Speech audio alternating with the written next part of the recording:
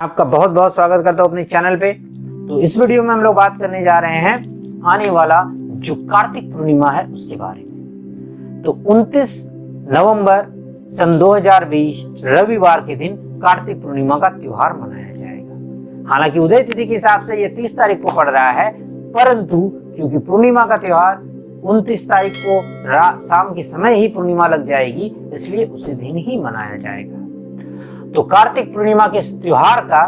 हिंदू धर्म में बहुत महत्व है, क्योंकि ये कार्तिक मास बहुत बड़ा मास होता है और इसके जो कार्तिक पूर्णिमा होती है उसे देव दीपावली भी कहा जाता है। और देव दीपावली के बारे में मैंने दूसरी वीडियो में विस्तृत जानकारी दी है, आप वो देख सकते हैं। लेकिन इस वीडियो में मैं ये बताने जा रहा हूं कि उस दिन आप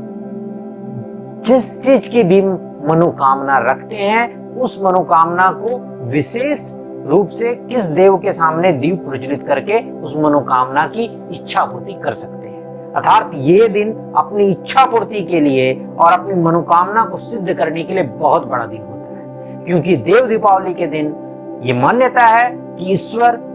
सारे समस्त देवता पृथ्वी पर आते हैं और गंगा नदी के तट पर जो भी तट शुभ हो वहां पर वो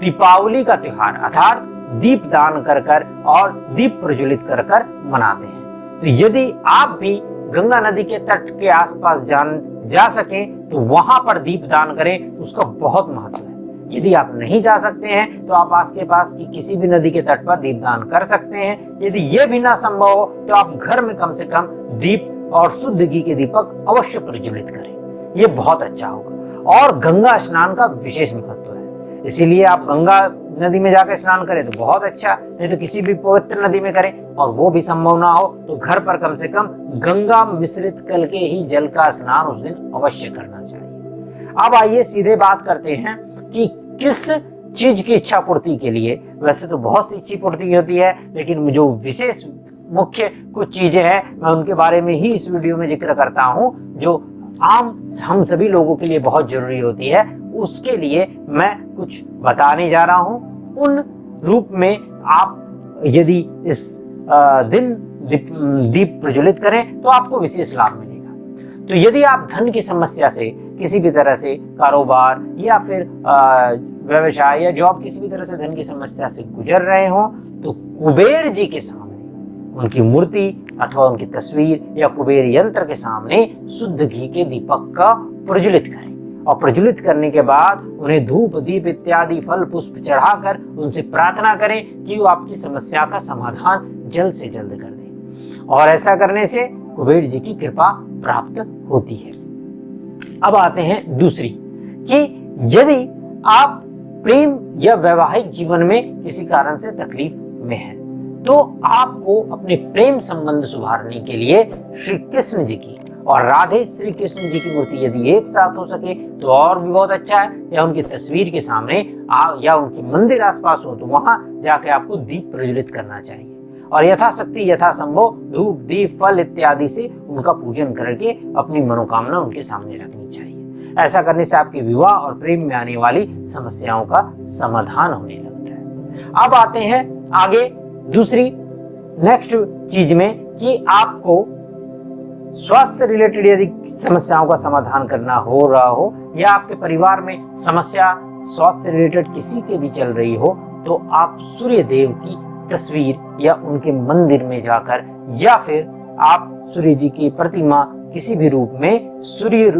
जी के सामने दीप का अर्थात घी के दीपक का प्रज्वलित करें और यथाशक्ति यथा उनका पूजन करें। साथ ही साथ उस दिन प्रातः यदि सूर्य भगवान को आप जल चढ़ा सकें और उनका व्रत रख सकें तो और भी अच्छा होगा, क्योंकि ये रविवार का भी दिन है। ऐसा करने से आपके और आपके परिवार में स्वास्थ्य से रिलेटेड जो समस्याएं चल रही हो उन्हें जब आप उनके सामने प्रार्थना करेंगे तो उसमें बहुत ही समस्याओं का समाधान होना प्रारंभ हो जाता है। ऐसा मैंने कई अपने क्लाइंट के जीवन में देखा है।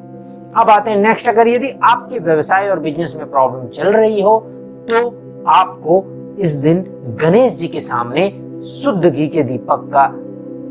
प्रज्वलित करते हुए उन्हें ध्रुवा घास लड्डू और मोदक फूल इत्यादि चढ़ाते हुए धूप दिखाते हुए उनकी विशेष रूप से आरती करनी चाहिए और हर समस्या का समाधान करने के लिए, हर विघ्न बाधा का हरण करते हुए आपको सुख समृद्धि देने के लिए और आपके व्यवसाय को प्रगति में बढ़ाने के लिए उनकी शरण में जाना चाहिए। ऐसा करने से आपके व्यवसाय में विशेष रूप से समस्याओं का समाधान होने लगता है। और पहले भी बताया कि ये इच्छा पूर्ति का दिन है, तो आपकी इच्छा शुभ और सच्चे मन से की हुई प्रार्थना स्वीकार होती है, क्योंकि ये देवों की दीपावली है।